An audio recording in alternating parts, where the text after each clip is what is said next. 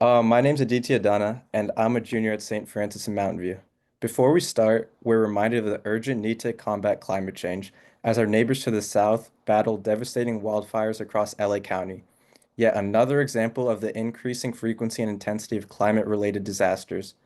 I'm a volunteer with 350 Silicon Valley, and I'll be kicking off tonight's local climate action training.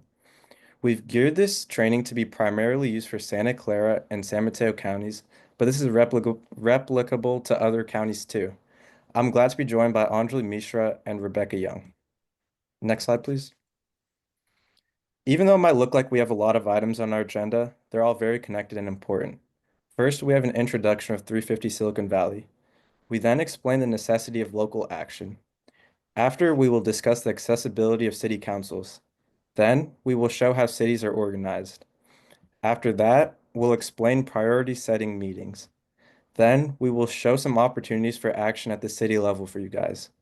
We also have a sample letter to City Council to prioritize climate and public health, and also some specific asks. And finally, we have some next steps. Also, if you have any questions throughout the meet, put them in the chat and we will be sure to get to them at the end. Please try to limit the questions to a couple, please. These questions will be answered by a panel of advocates from 350 Silicon Valley, namely Michelle, Cheryl, Anjali, John, and Mike. Next slide, please. Our mission at 350 Silicon Valley is to be a grassroots climate movement in the Bay Area and beyond, to eliminate carbon pollution and achieve a clean energy future with racial, economic, and environmental justice.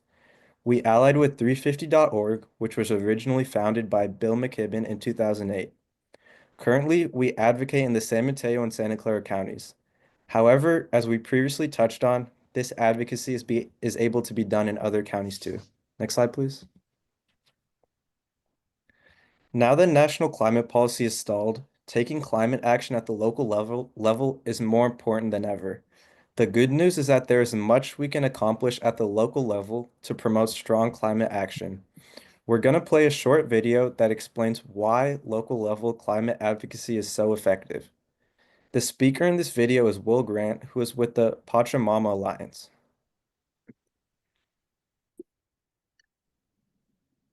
In terms of a lot of social change, and especially in relationship to the environment, I think of what I call the 4 levels of action. The first is individual action. The second is action with my friends and family, the folks I'm directly connected to. The third is community and local institutions. And the fourth is the economy and policy change and changing laws. And so, in the environment, level 1 is, yeah, I recycle, I use less, I drive less. Level 2 is I get me and my family to do that. And maybe I put solar panels on my roof, and maybe I join a community-supported agriculture, a CSA. Level 3 is that's when I start to do things like change the way the schools that I'm connected to, right? The way that I change my workplace, that maybe I organize in my town, right, to start moving towards a community solar array, or that I start to, I go into the industries that I work in and I make changes. And the idea for level 3 for me is the place where it's at the level of institution and groups, but where I'm still known as a person, And so the example, and the other model that I give for level 3 is, if I can get in touch with a person who's in charge within about a week and get a meeting, that's what I would consider to be about level 3. Like with some work, I can get a brief meeting with the mayor of my town, right? And then level 4 is, like I say, policy. It's change the law. It's write your congressperson. It's boycott this product. And the environmental movement, I think, in a lot of ways has given the message that's been at level 1 and level 4, right? Change individual actions, or sign this petition, lobby this person, right? And the thing is, I think our greatest impact is actually at level 2 and level 3, and especially level 3. And the reason that I say that is, if I change a local institution or something that I'm involved in, I'm not just impacting my life, I'm impacting the lives of hundreds or maybe thousands of people. I'm also changing an institution, and then other institutions can take a look at that and take the model for that change. So an example is, like, say I get the local school to put solar panels on their roofs. I can actually get that done. That's a project that I can see through beginning to end in a year or two. and I can talk to all the people who are involved in it, and I can figure out the economics of that, like how much would it save and how much would it work and what would the cost be. I can organize and create a coalition to get it done, and I can do this part time. I don't have to do this full time, but the conversation that I have that I get to generate at the school is a big piece of the change, right? That the conversation with the principals and with the students and with the PTA is as useful as the change itself. And we're getting into this idea of, oh, we could do something about this. And then when the solar panels go up, then that means all of the other schools in the neighborhood or in my city have to go, why don't we have solar panels? I mean, this school did it. And so that's a level of a change that I think that we ought to be focusing on. And I think specifically with drawdown, like there's these 100 solutions that are named in drawdown. And the question is, how are they going to be implemented? But one of the things that the project did is that they looked at projects that were happening at what I've heard Paul Hawkins call from the middle out. Not just from the grassroots up, not just from the top down, but from most of those changes were organized by people working at level 3.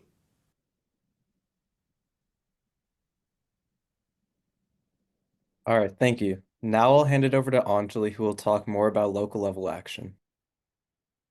Thank you, Aditya. Hi, everyone. My name is Anjali. Glad to be with you all tonight.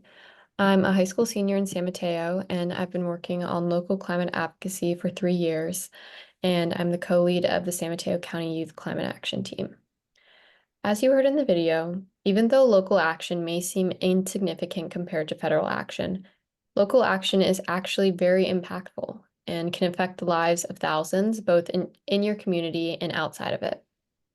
If you make a change in your city, or maybe at the county level, that can inspire other cities or counties to replicate your model. This is what happened with REACH codes, which we will discuss shortly.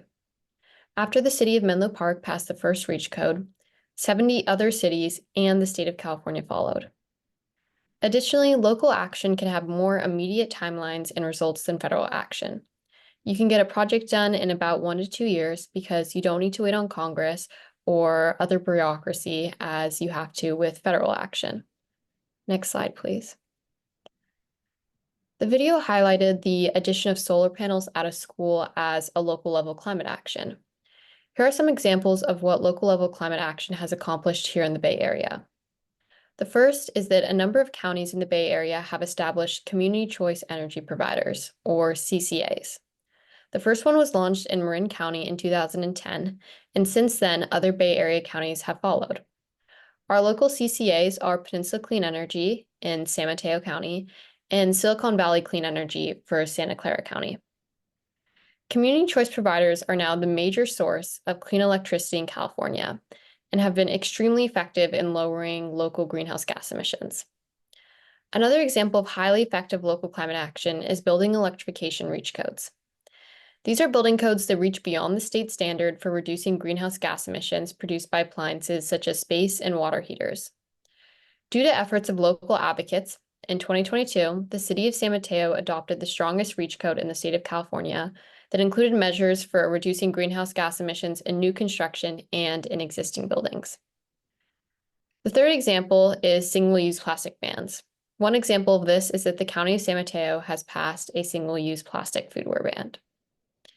Each of these climate solutions here are impactful in the cities or counties where they are implemented, and also because they provide a model for other cities. Next slide, please. So how do we get these results like REACH codes and CCAs at the local or city level? In order to answer this question, it's really important to understand the structure of local government. Next slide, please. One of the advantages of local action is that the primary decision-making body, city councils, are very accessible to reach. You can reach your city council through public comment or even through personal one-on-one meetings. Some council members offer office hours in person or online. Local advocacy does require consistent participation and personal engagement, but it can be incredibly impactful and rewarding, and residents can have significant influence, especially in a group. Next slide. So here are some more details about how local government is organized. The main city council is usually 5 to 10 members, with 2 council members acting as mayor and deputy mayor. The council is the final decision makers, but they aren't as involved with the nitty-gritty of policymaking. That work is done by city staff behind the scenes who does a lot of work on policy research and will often present to City Council on different actions the city can make.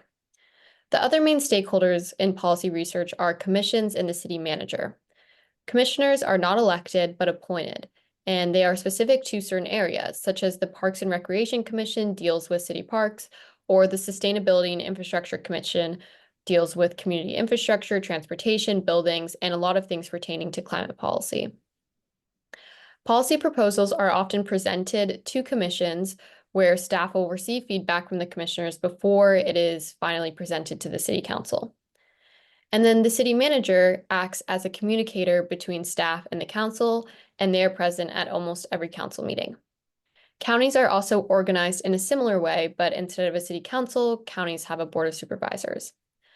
At the beginning of the year, most cities hold priority setting meetings where new initiatives and annual priorities are set. I'm going to pass it on to Rebecca to talk a bit more about these meetings. Thank you, Anjali, and thank you everyone for joining us here today. My name is Rebecca Young. I'm also a volunteer with 350 Silicon Valley and a member of the steering committee.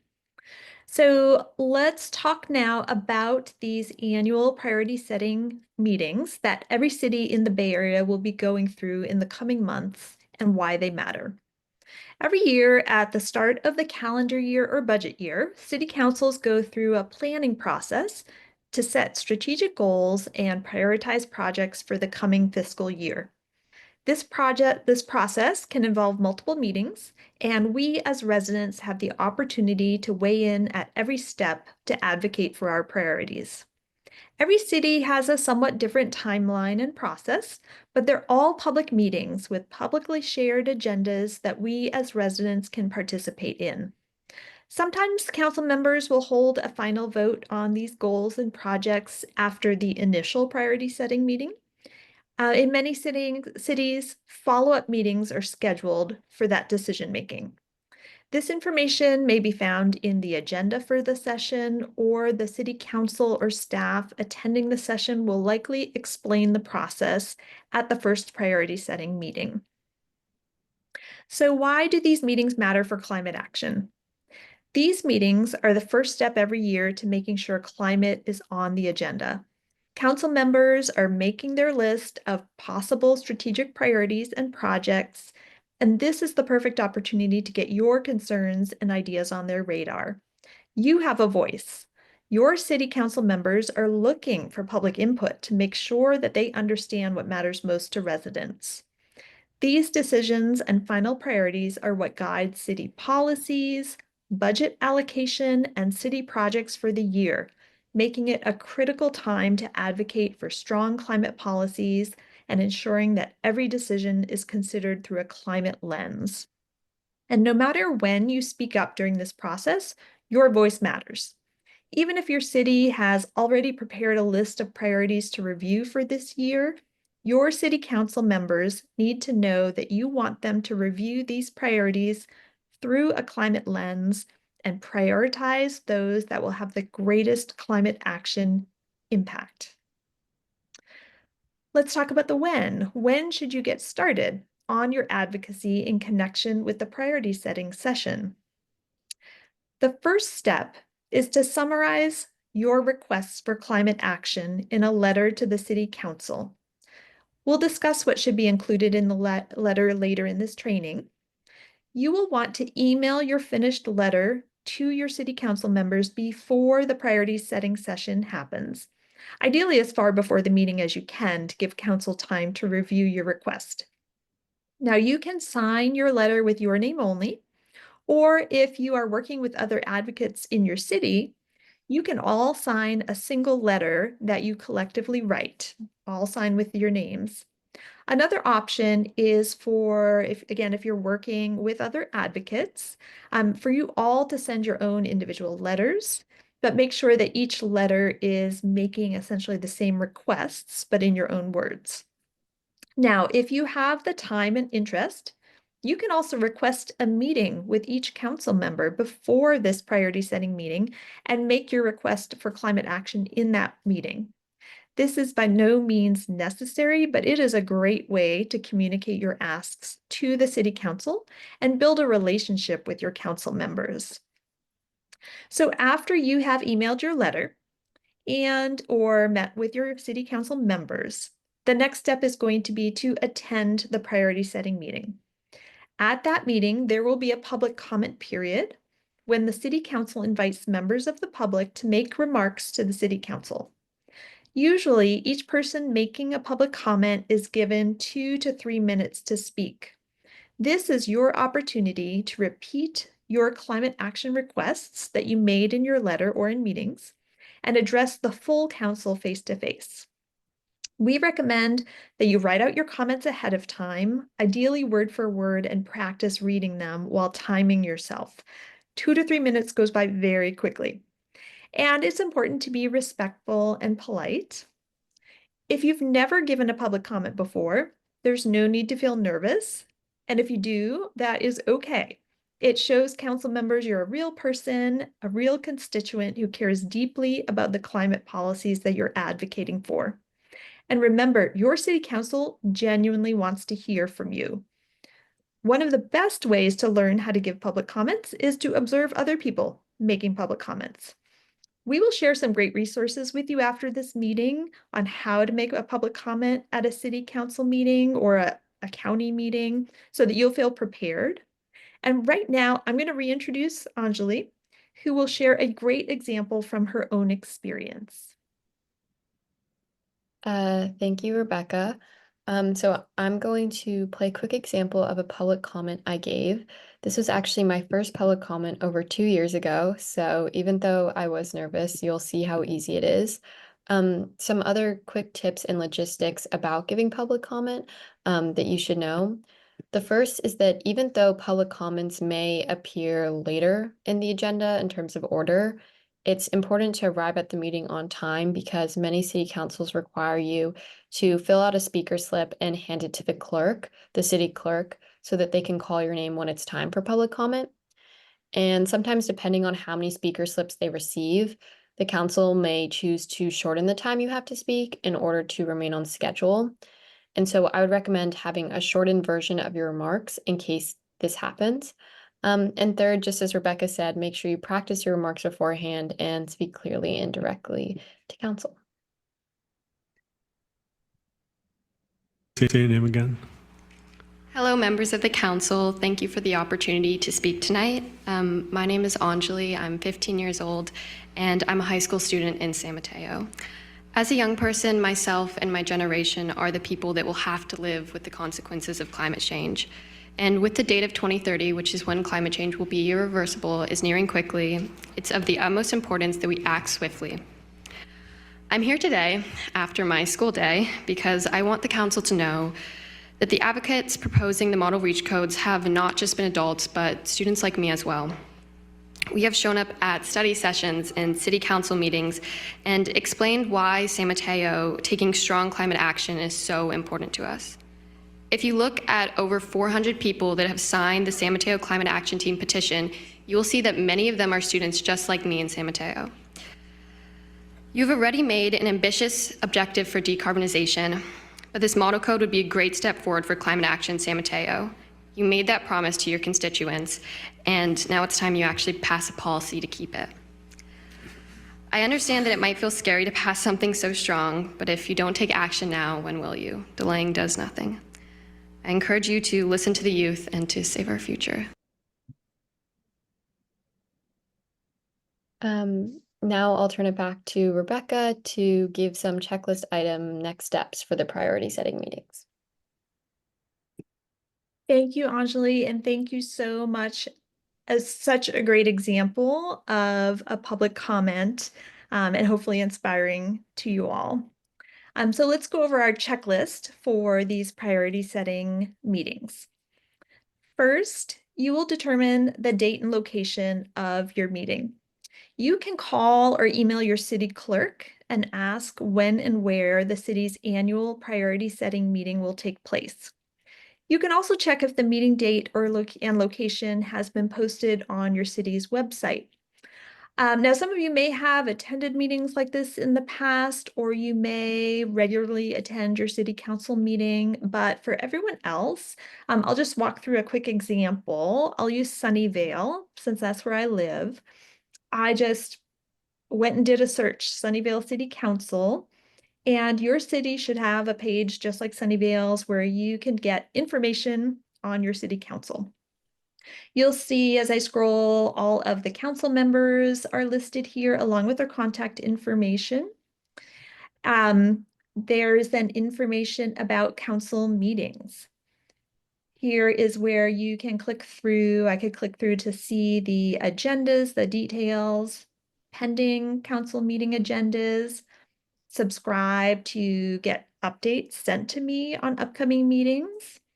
Sunnyvale broadcasts council meetings live on YouTube, and then those are then available as recordings after the fact on YouTube, and many other cities, if not most cities, do this as well. I can find the city clerk's number right here, and then Sunnyvale had this great section, and many cities probably have this as well, with some more information specific to how to address the Sunnyvale City Council. Like Anjali said, every city is going to have that process about filling out a speaker card or how you get on the list to make a comment at your city council meeting. Your city will have, let's see, a calendar of the meeting. So I clicked through to see the calendar. Sunnyvale's typical city council meetings are in the evenings. You can see at the very end of the month, I found there's this morning council meeting. Now, when I clicked through, I could see there isn't an agenda up yet, but this is likely the priority setting meeting. Since there wasn't anything listed, I went ahead and I called the city clerk to confirm. Your city may have, like I said, that helpful guidance on how to make a public comment. Once you know the date of the meeting, let me flip back to my slides for you, and your location, you can go ahead and submit your letter and or request those individual meetings with city council members to the council before the meeting. We'll get into the specifics of that letter soon, and you'll be able to find all of that contact information on your city website, just like we looked at. And finally, you're going to attend that meeting and make your climate action request as a public comment. So now let's talk about what to ask of your city council. The answer depends in part on whether your city sets a few broad strategic priorities for the year, such as housing, climate, and public safety, or if your city prioritizes a larger number of very specific projects, such as adopting new reach codes, installing new bike lanes in a particular neighborhood, etc. So you can do some research ahead of time and determine which model your city follows to guide your ask. For example, I just did some searching on Sunnyvale priority setting meetings and found last year's meeting recording and found some write-ups on the website. So I got a good sense of how Sunnyvale approaches this. But if you can't find that information, then it's best to include both general and specific asks. So here are some specific ideas for climate policies and actions that you can request your city take. These are included in and with more detail in the template letter to cities that we'll be showing you next and providing to you after this training. So first and foremost, ask your city council to prioritize climate action and public health, including clean, healthy air and clean, healthy water, and to view all decisions and priorities through a climate lens.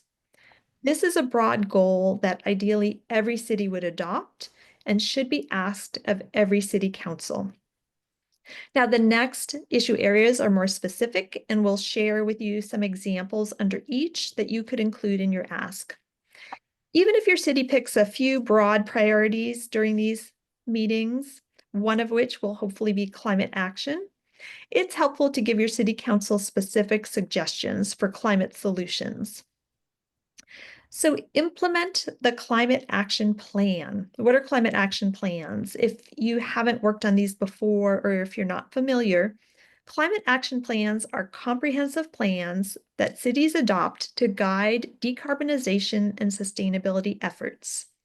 These plans should include the city's goals and timeline for transitioning away from fossil fuels, as well as how to measure that progress. You'll be able to find your city's climate action plan online. And for example, if your city's climate action plan hasn't been updated in the past 5 years, you could request that your city prioritize updating or revising the plan to ensure it's aligned with the latest science and that the goals and timelines are aligned with the urgency of the moment. You could request that your city prioritize the highest impact measures from that plan, or even if it's been updated recently, that they update it with more ambitious goals or a faster timeline to carbon neutrality. Within these climate action plans, your city should be addressing building electrification and clean transportation. Buildings represent a significant proportion of our city's emissions. For example, in Sunnyvale, as stated in their climate action plan, 36% of the city's greenhouse gas emissions in 2019 were from natural gas consumption in residential and commercial buildings. You could ask for a new building ordinance to require installation of air conditioners be heat pumps. You could ask that your city prepare for implementation of the new BACMed or Bay Area Air Quality Management District rules, requiring that natural gas heaters and furnaces, when replaced, be switched to clean alternatives like heat pumps. Also, clean transportation. Transportation is another major area of greenhouse gas emissions locally.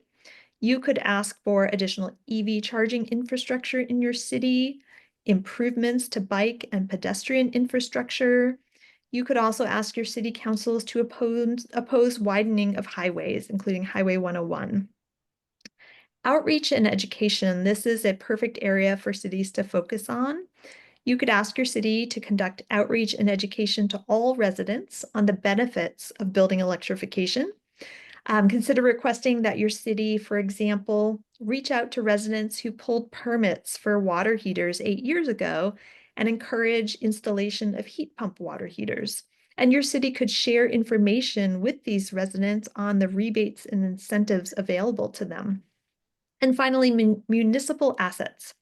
You could ask your city to develop a detailed plan with timelines to electrify all municipal assets, including city buildings, vehicles, and equipment. So now we'll take a quick look at the sample letter that we will be providing you after this training. This is a sample letter that you can send to your city council. It includes a general request to prioritize climate action and public health, and also some specific asks, the ones that we've reviewed, and it gives a little more detail. Now, you should feel free to customize this letter as much as you like. Your letter will be more impactful if you add your own personal introduction and a personal explanation of why you want your city to prioritize climate action. So you see there is a sample introduction, a why. Why does this matter locally, and why do local governments why is it so important for local governments to take climate action? And then these priority areas that we discussed with some examples and further information that you can share with your city. So prioritizing climate action and viewing all decisions through a climate lens, updating your city's climate action plan, focus on buildings and transportation, outreach and education to the public, and then municipal assets. Now let's talk next steps. So first, think about how you want to approach your city council. Do you want to request meetings or email your priorities? Are you planning to write a letter to your city council alone, or would you like to join with neighbors to develop priorities and advocate for them together? So one of the benefits of being here in this training and with this community is that we're all here to help connect you with others in your city who are also interested in pushing for stronger local action. We're going to be sharing with you now in the chat, and then again at the end of the training, a very short form that you can fill out to let us know if you would like us to help connect you with others in your city, either other folks who are at this training or other people who are already active in our community. And then we will follow up with you to make those connections. Next, you will identify your climate priorities for your city.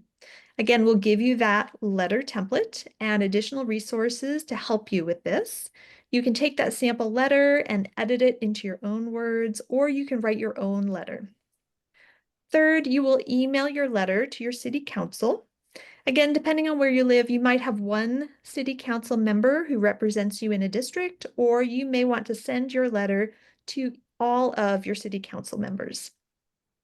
Fourth, you will attend your city's initial priority setting meeting and make a public comment.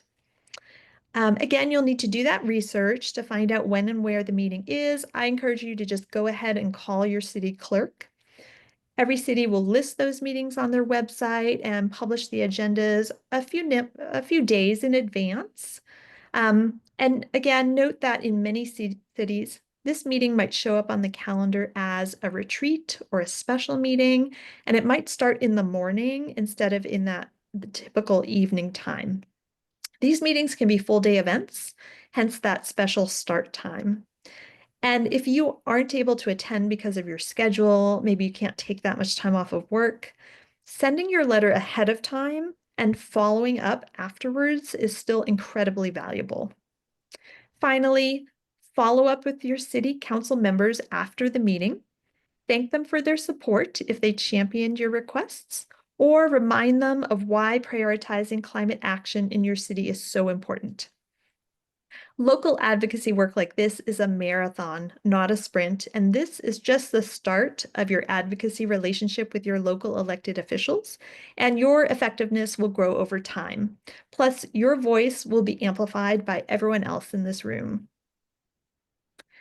Now, optionally, if you want to do more to maximize chances of success, especially if you're asking for something big, bold, or controversial, here are some suggested additional steps.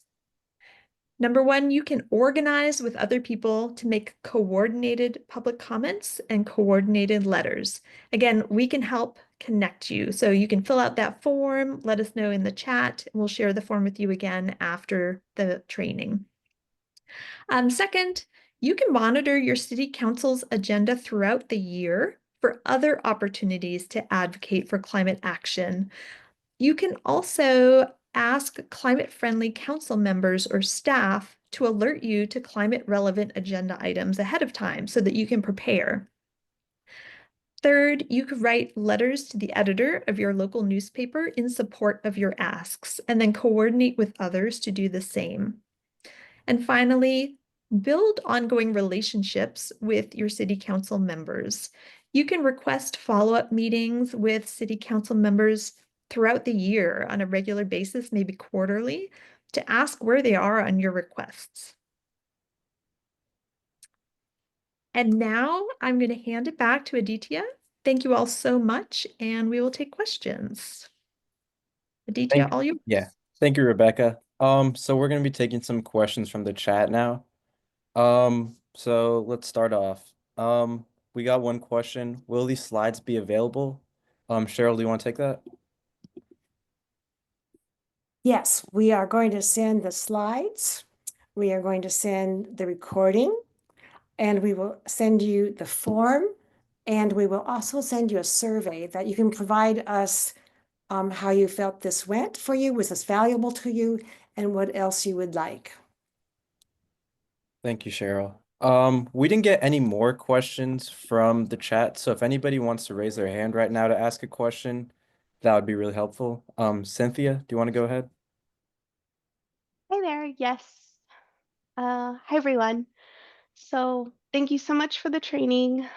I want to acknowledge that I am mindful that this training is predominantly for Santa Clara in San Mateo County. From someone coming from Alameda County, I I would be interested to know how we could tie in already existing city goals to climate action. For example, in Alameda County, there are higher priorities with safety concerns.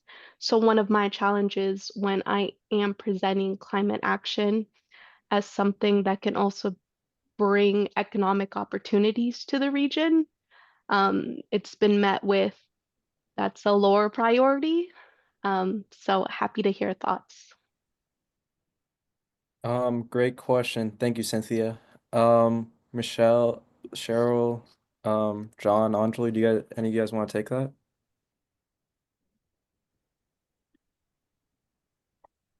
I'll take a stab at that. Uh, Cynthia, yes, that's just not, it's not just in your city. All cities have other priorities. And we all know that housing, for instance, is one, and crime is one, and budget is one.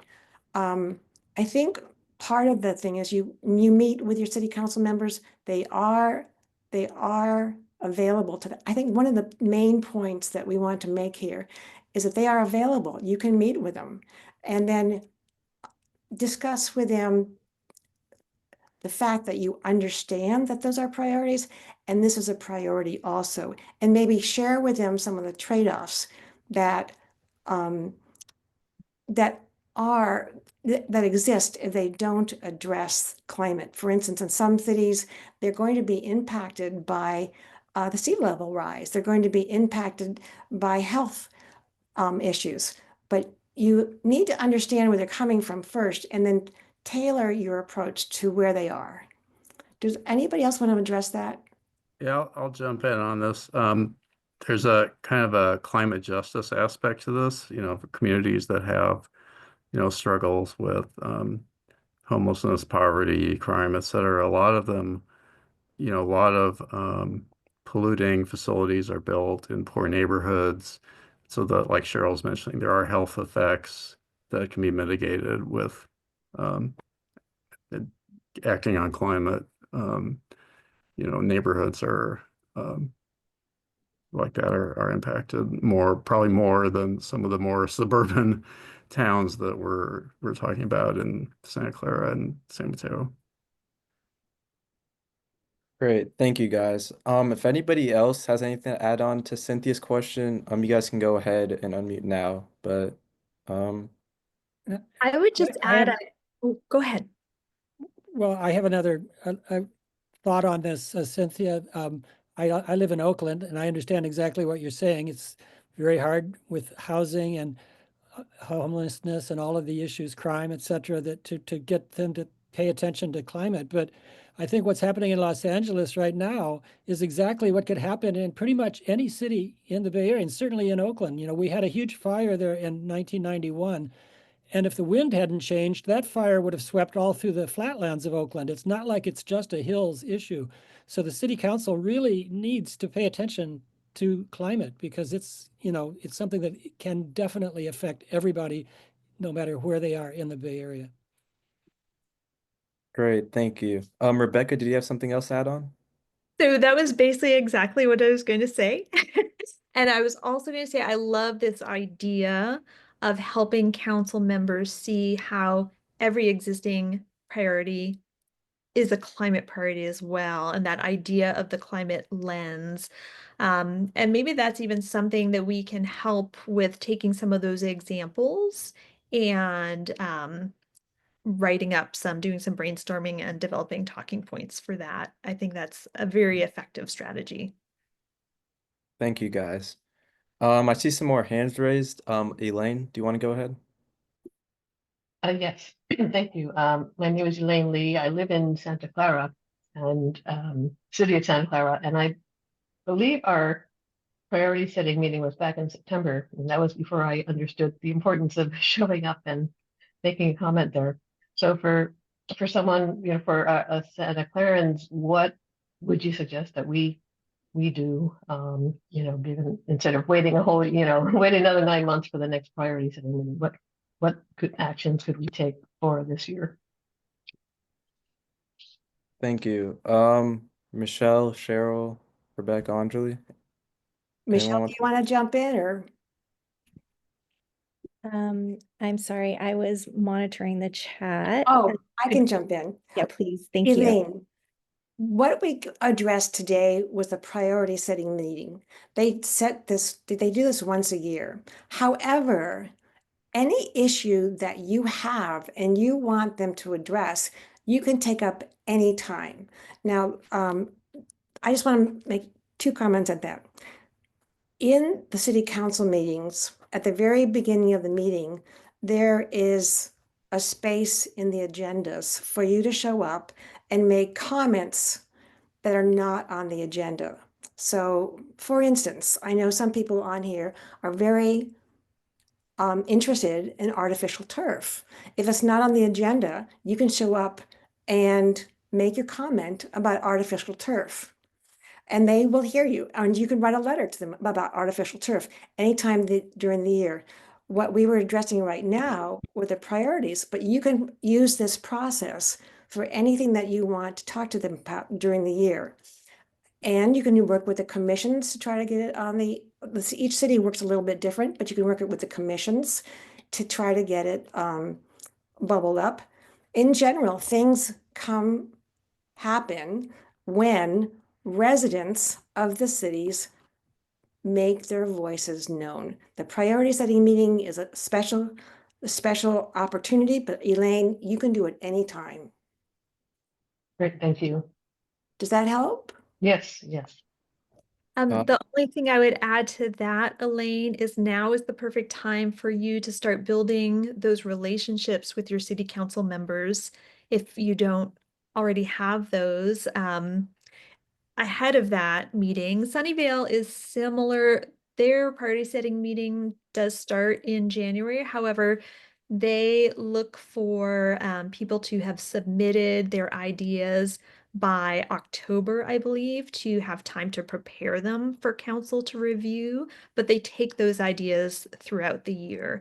So, even if it's already happened or if it's too late for this year's, like Cheryl was saying, it's never too late to raise these issues with council, and it's never too late to start building those relationships and building momentum and getting more people involved to affect next year's priorities.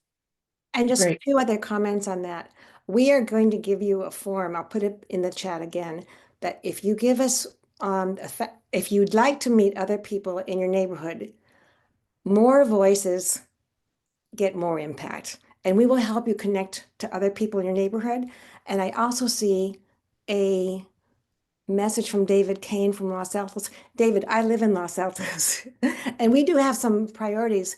They're very, very broad, and they do have a climate lens, an environmental lens in them. If you look on the city of Los Altos, I think they're called sustainability goals, but they will be coming up with their priority setting meeting this month. And I can connect you with Connie. Connect with David right now if you want to work with him to get some voices in Los Altos. Thank you, Cheryl. Thank you, all you guys. Elaine, I hope that answers your question. Robert, do you want to go ahead? Sure. Thank you for taking the question. Excellent presentation. Very well done by all of you. It's just great. I wanted to ask, do you have a master list of all the sessions of all the councils in either San Mateo County or Santa Clara County? That might make it easier for us to, instead of going and looking it up, depending what city we live in, it might make it easier. And I'll just say first, Burlingame is next Tuesday, I think in the morning, and San Mateo's is February 22nd. Do you have a master list for all of them? Thank you.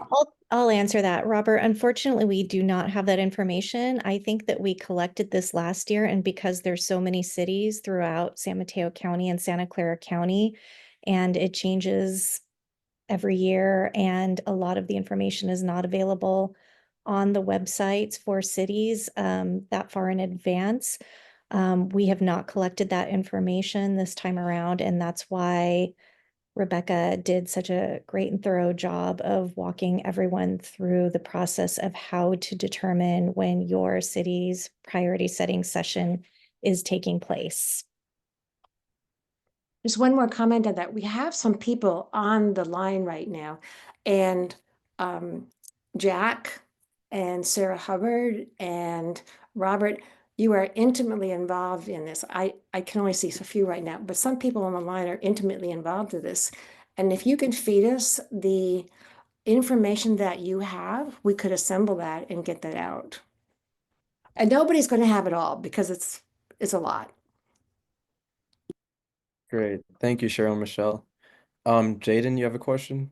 Yeah, and this might almost seem like a bit redundant, but I just wanted to quickly nudge on this. I was wondering, just specifically from my angle, I work with an organization called Silicon Valley Climate Action, and we're really about collaboration between different environmental organizations, like trying to break down those silos. And I'm thinking with that form that uh, that's been sent out in the chat, I'm wondering maybe like what would be the timeline, just like in theory, of connecting different kinds of climate advocates and environmental organizations once you get all the responses in. Jaden, I'm in touch with Hoy and we're trying to do that as we speak. We would love to collaborate with you. Absolutely. Awesome. Appreciate Here's it. that form again. Great. Thank you so much, guys. We have some questions from the chat we want to get to now. So first off, we have, what are 350 Silicon Valley's plans or strategy for advocacy? How could we learn more about that? Cheryl, do you want to go ahead? Well, this is one of we have been trying to get city teams up. We have 3 very strong city teams, and we know there's a lot of people out there who would like to be advocates, as evidenced by the fact that we have over 155 people registered for this, and we will be sending the slides, recording, and the survey and the format to them, that I think people do want to be advocates, but they don't know how. And so the point of this meeting was to get started, and we'll help put you together and then be a resource for you to be city teams to advocate at your city councils. Let me just say something about that too. County also, we include the county too. Does that answer the question? I think that covers it pretty well. Thank you, Cheryl. So next up we have, I'd like to see a Pareto of what actions have the biggest bang for buck. When I say actions, I mean do action cities might put on their priority list. John, you want to take that? Sure, yeah, I'll share a thought. So in a typical Bay Area city, 80 to 90% of the emissions come from buildings and transportation. 30 to 40% of that is probably buildings. And that's one area that cities have the most control over. They can't really make people buy electric vehicles, but they could, add more EV charging, as we mentioned before. They can make the city more bike and pedestrian friendly. But buildings are one area that cities can really make a difference on emissions. They can adopt the REACH codes that were mentioned previously.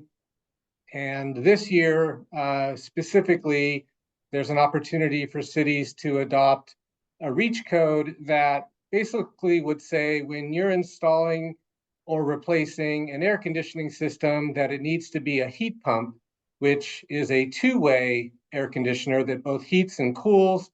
And that will greatly reduce emissions because you will basically never have to turn your furnace on again. So that is an opportunity for cities to consider this year as they adopt the state building code, which they have to do. So I would say that's one thing that can be very impactful in reducing emissions and being meaningful climate action at the city level.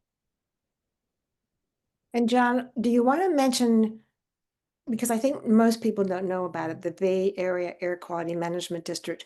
John knows this intimately, but from my perspective, it has to do with health. It will affect climate, but the other part is health. And the Bay Area Air Quality Management District is responsible for our outside air, the health of our outside air. And they estimate that if they put their rules in, these two rules that John will talk about, they will save 15,000 asthma attacks a year. And I know some of us have children with asthma, and 85 deaths a year. So this is serious health. And John, do you want to mention that? Yeah, thanks, Cheryl. Yeah, the Air District basically has jurisdiction over the 9 Bay Area counties.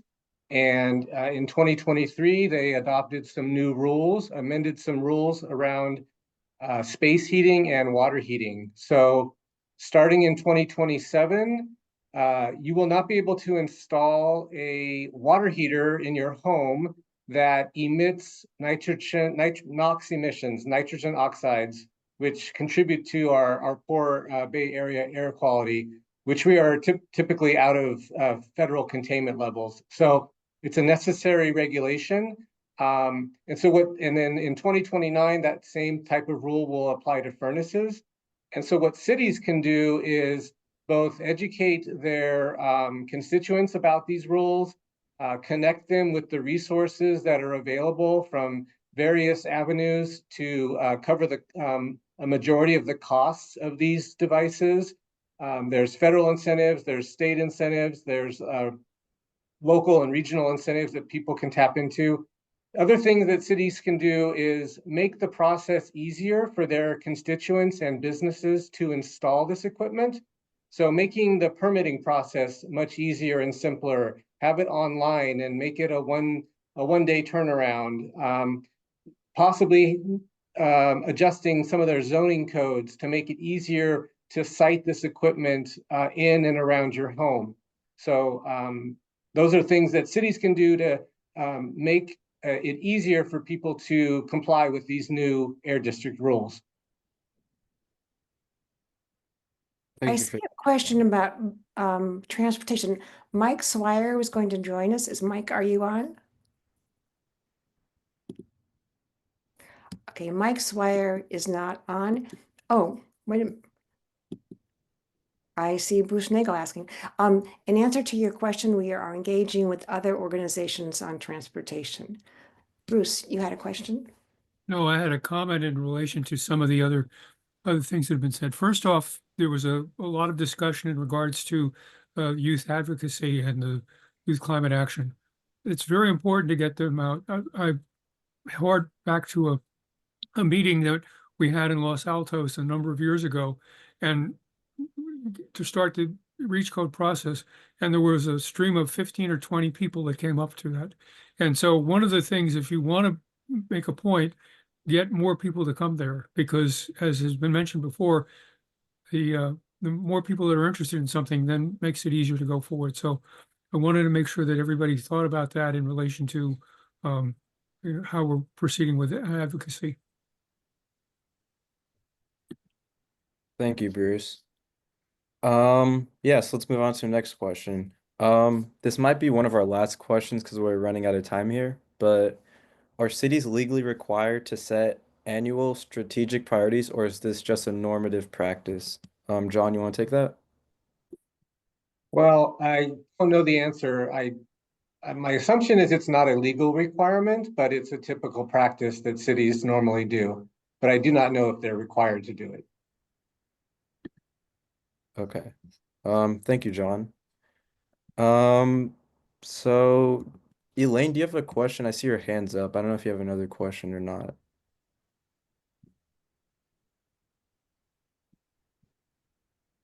Okay. Um, so do we have any more questions? You could shout them out, put them in the chat. I know that Jack had mentioned in the comment that he had something to add to one of the other questions. Jack, if you're still here and you wanted to speak up. Oh, actually, that's when I chimed in with that Oh, sorry. anecdote. And incidentally, I did testify to that effect at an Oakland City Council meeting, and I think they listened. I think it caught their attention. Great, thank you. Um, I see we have one more question in the chat. It's probably our last one. Lisa said, how can we get cities in Santa Clara County to work together? Cheryl, I see you put something else in the chat, so do you just want to expand on that? Oh, I just put in the chat, if you want to connect with other people, fill out the form that I just put in there. In terms of getting cities to work together, that is tougher, but it still goes back to advocacy on the grassroots to get together with other people in your area and advocate at your city councils. If you want your city councils to work with other cities, let them know. That'll be especially true in like transportation. So the whole issue is working with others. And Robert Whitehair just put something in. Robert Whitehair is very knowledgeable. Robert, do you have anything else to say on that? No, you said it quite well. Thank you. Okay. Connect with other people. That's what, so fill out the form, let us know that you want to get together with others, and we will help you do that. Thank you, Cheryl. I think we like last question. Jane, do you have something? Can you hear me? Yeah, we now? can hear you. I just wanted to pipe up that I'm on the bicycle committee for City of Palo Alto, and that's also a great way for people to get involved. Most of our local cities have bike committees, and you can at least come in as an attendee if you don't want to be on it. They meet about once a month, but that's a really powerful way to get emissions down. Yeah, well said. Thank you, Jane. Pleasure. Yeah. Rebecca, can you move on to the next slide, please? All right. Yeah, so thank you guys so much for tuning in. You guys being here is a great step forward in combating climate change in your guys' communities. So as we've said many times before, but I think it's still really important, you guys will receive a copy of the slideshow, the template letter to send to City Council, contact info for 350 Silicon Valley, and a Google form for you guys to fill out with some next steps. We will also send a survey on feedback for future meetings, so we would really appreciate that if you guys could fill that out. But yeah, thank you guys so much for your time. I'm honored to present to you guys. So thank you so much.